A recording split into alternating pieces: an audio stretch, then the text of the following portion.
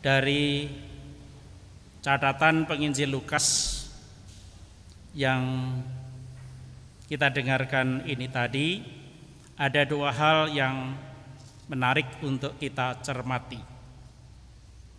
Yang pertama adalah bagaimana Lukas menyusun semacam bukti bahwa Yesus bangkit, bukti bahwa Yesus hidup. Yang pertama, sepertinya mengulang atau menegaskan kembali apa yang dicatat minggu lalu terkait dengan salah seorang rasul yang bernama Thomas. Kita ingat pada waktu itu Thomas dengan begitu tegas mengatakan, kalau aku tidak melihat dan mencucukkan tanganku pada bekas luka-luka itu, aku tidak akan percaya. Nah, hal itu ditegaskan lagi di sini.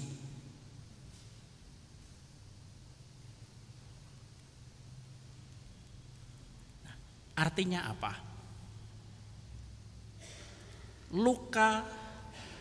Luka Yesus yang tersalib itu menunjukkan pertama-tama adalah bahwa Yesus itu sungguh-sungguh wafat di kayu salib. Jadi kita tidak perlu ragu-ragu lagi. Yesus memang wafat.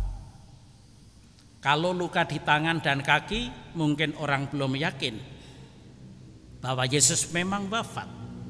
Tetapi luka di lambung mau memastikan bahwa Yesus memang wafat. Dan kalau sekarang Yesus yang sudah wafat di kayu salib itu sekarang ini menampakkan diri, dan para murid bukan hanya melihat tetapi dapat meraba luka-luka itu berarti yang bangkit memang hanya Yesus seorang. Penanda bahwa itu adalah Yesus adalah tulisan yang dibuat oleh Pilatus. Inri Yesus Nazarenus Rex Judeorum.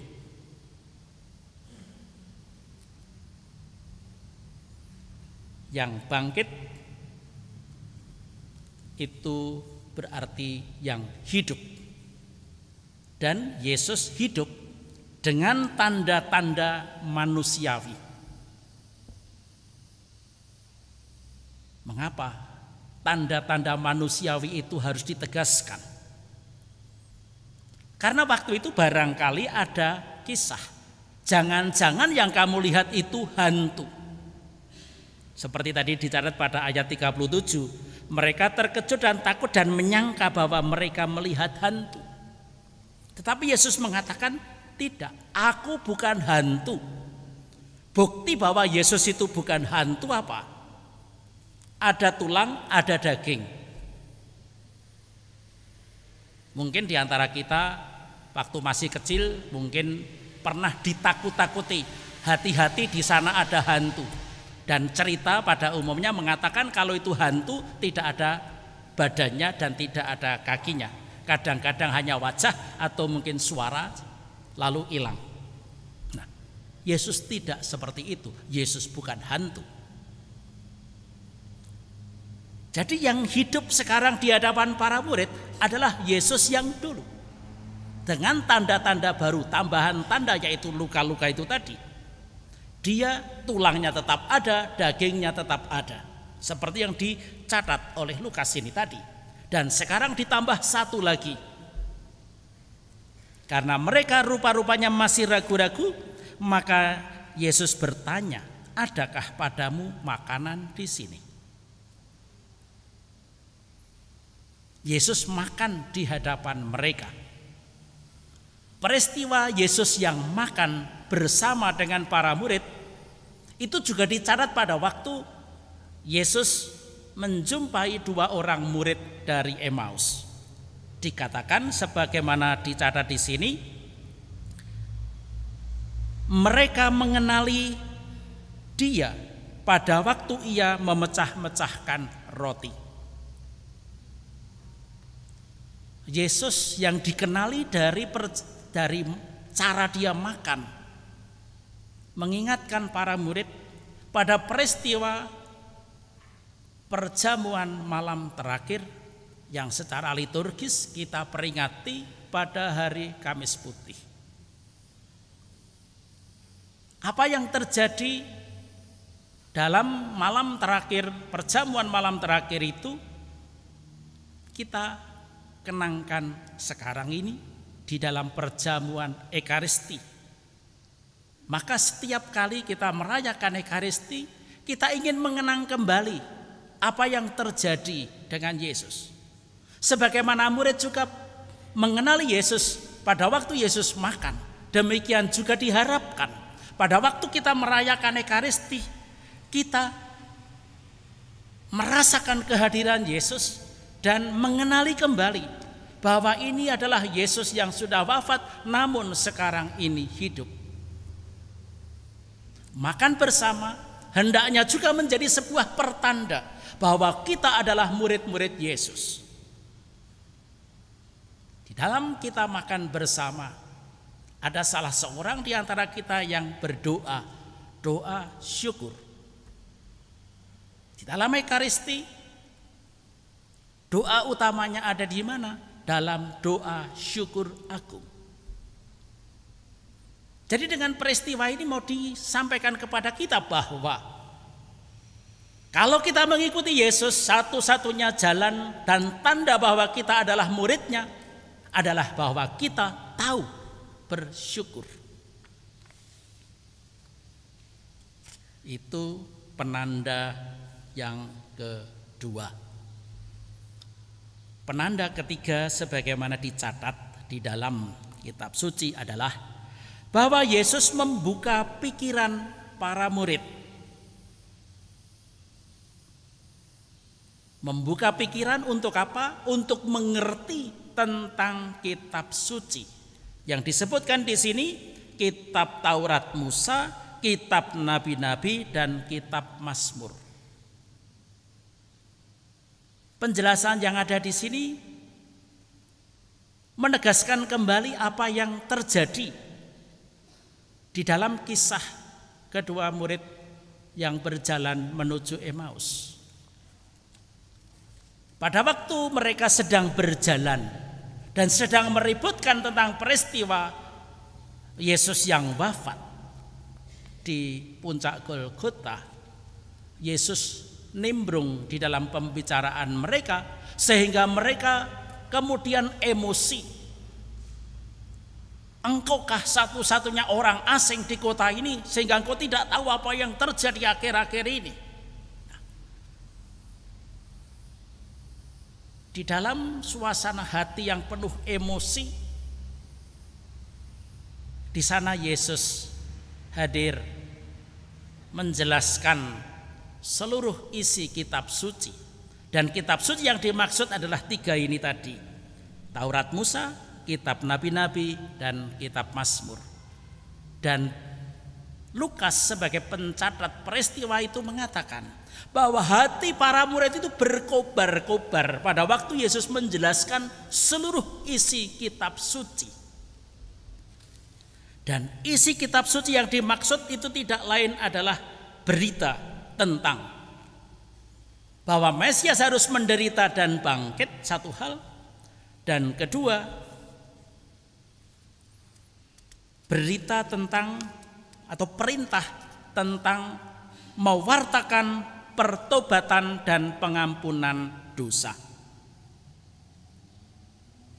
Maka kita dapat mengerti catatan penulis Kisah Rasul di dalam ayat 19 tadi. Petrus mengatakan, karena itu saudara-saudara, sadarlah dan bertobatlah supaya dosamu dihapuskan.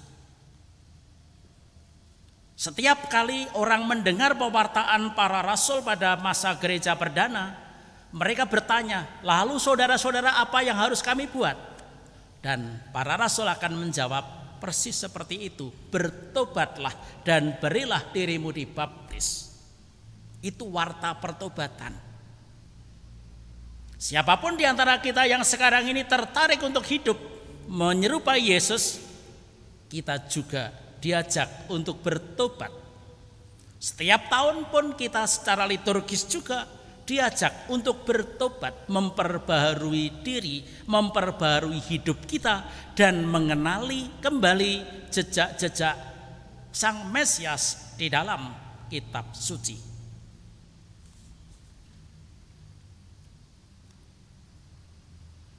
Karena yang disampaikan bukan hanya pertobatan tetapi juga pengampunan. Dan Yesus menegaskan juga, apa yang kamu ikat di dunia akan terikat di surga, dan apa yang kamu lepaskan di dunia akan dilepaskan juga di surga.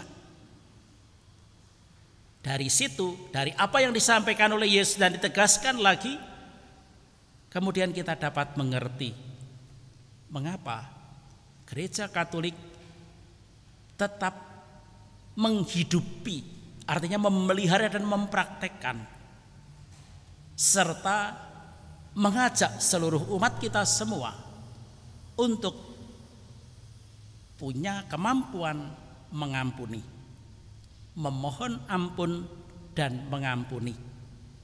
Itu menjadi salah satu ciri, kalau boleh disebutkan bukan hanya salah satu, tetapi ciri utama kita sebagai orang Katolik. Maka manakala kita sendiri belum bisa mengampuni, kita boleh bertanya, apakah aku sudah menjadi orang Katolik yang benar seperti yang dikehendaki oleh Tuhan? Mengampuni memang bukan perkara yang mudah, tetapi kita harus bisa. Kalau kita tidak pernah bisa mengampuni, bahasa sekarang mengatakan kita tidak akan move on istilahnya. Padahal hidup kita tidak untuk masa lalu, tetapi untuk masa depan. Maka dari itu, ampunilah dan kamu akan meninggalkan masa lalu itu, dan kamu akan move on menuju masa depan. Ini menjadi sebuah titik penting refleksi kita sebagai orang Katolik.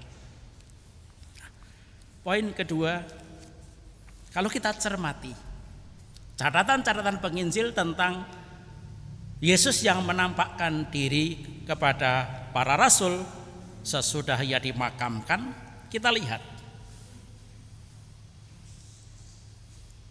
Pertama-tama penginjil mencatat Maria Magdalena sebagai orang yang pertama menyaksikan dan berjumpa, mendengarkan sapaan Yesus. Lalu dengan heboh dia menceritakan kepada para rasul bahwa Yesus telah menampakkan diri kepadanya pagi-pagi buta, dan kemudian telah mengatakan ini dan itu. Tetapi rupa-rupanya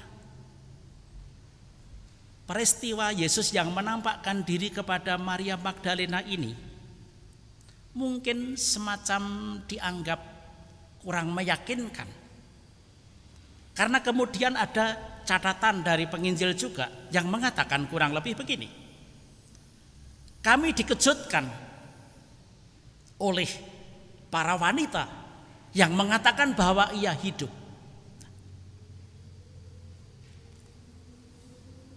Sepertinya mereka tidak terlalu percaya kepada mulut wanita. Karena apa? Rupa-rupanya ada anggapan dulu bahwa untuk berita sepenting ini, kalau hanya percaya pada mulut wanita kok kayaknya diragukan. Apalagi wanita ini hanya seorang. Jadi di situ lihat, Yesus menampakkan diri hanya kepada satu orang, itu masih kurang meyakinkan sebagai sebuah dasar untuk keyakinan bahwa Yesus bangkit. Lalu kita lihat ada catatan lain. Sekarang Yesus bukan hanya menampakkan diri kepada orang per orang, satu. Tetapi Yesus menampakkan diri kepada 2 orang. Dan itulah catatan mengenai peristiwa 2 murid yang berjalan ke Emmaus. Lalu ada catatan lagi, bukan hanya 1 orang, bukan hanya 2 orang, tetapi kurang lebihnya 8 sampai 12 sampai mungkin 15-an orang, para rasul. Dan kita ingat akan kisah Thomas. Para rasul mengatakan kepada Thomas yang waktu itu tidak hadir, bahwa Tuhan telah menampakkan diri kepada mereka.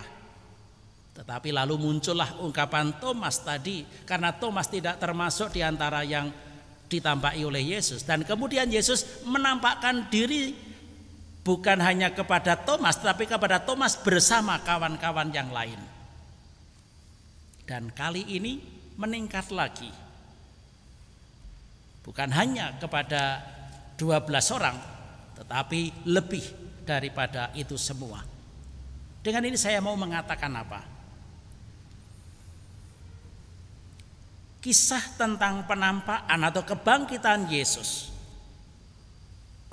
itu dialami bukan hanya oleh orang per orang, bukan hanya oleh 1 orang, bukan hanya oleh 2 orang, bukan hanya oleh 10 orang, tetapi oleh komunitas. Yesus hadir dengan tanda-tanda seperti tadi sudah saya jelaskan, dan itu dialami, dilihat bersama-sama oleh komunitas. Ini menjadi penting karena peristiwa kebangkitan itu bukan hanya pengalaman personal, tetapi pengalaman bersama, pengalaman komunitas. Sehingga apa yang terjadi itu dapat dikonfirmasikan satu sama lain. Kalau mungkin orang ragu-ragu pada 1 orang, ataupun 2 orang, ataupun mungkin 3 orang, kalau itu sebuah komunitas, orang tidak boleh lagi ragu-ragu, ini pasti 100% benar. Dan itulah yang mau dikatakan kepada kita, bahwa peristiwa Yesus yang bangkit dari alam maut itu sungguh benar adanya. Dan itulah alasan juga mengapa kemudian para bapak gereja merumuskan syahadat sebagaimana yang setiap kali kita ucapkan.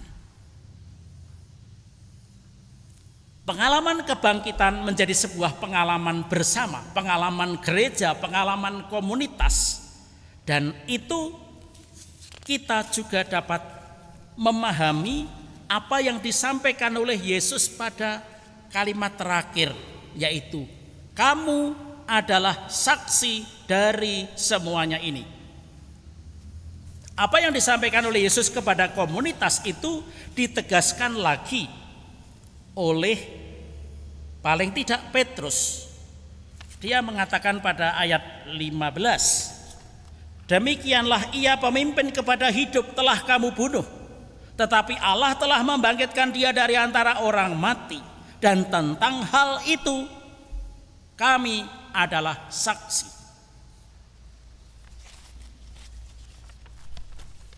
Kita setelah kita mengadakan perjamuan, kita menerima berkat Tuhan.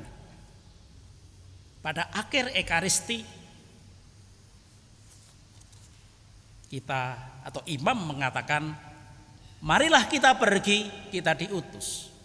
Diutus untuk apa? Diutus untuk menjadi saksi.